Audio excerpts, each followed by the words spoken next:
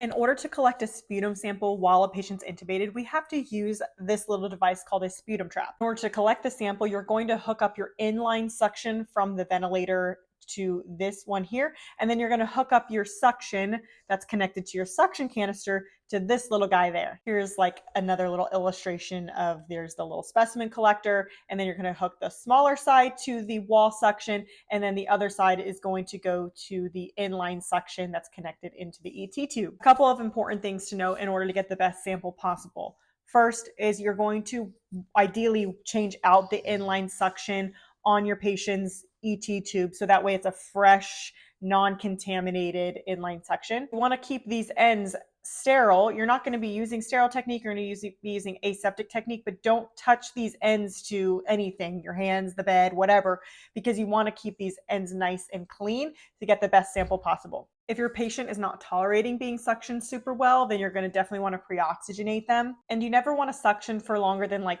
10-ish seconds. If your patient has a lot of sputum, then you're going to be able to pretty much easily be able to suction up a good sample. Sometimes you may need to kind of just put this little bad boy on and do a couple of passes in order to get a good sputum sample. It's not best practice to administer like a little bit of sterile saline down the patient's ET tube, but sometimes we do a little bit of saline in order to draw up some of those thick secretions in order to get a better sample. Once you collect the sample, then you're going to take the little top tube and go down and connect it to the smaller section. And again, try not to contaminate any of these little guys.